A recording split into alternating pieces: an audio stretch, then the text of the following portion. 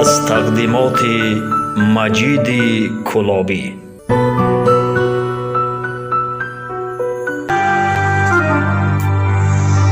ای مادر دل سوز نداری خبری من،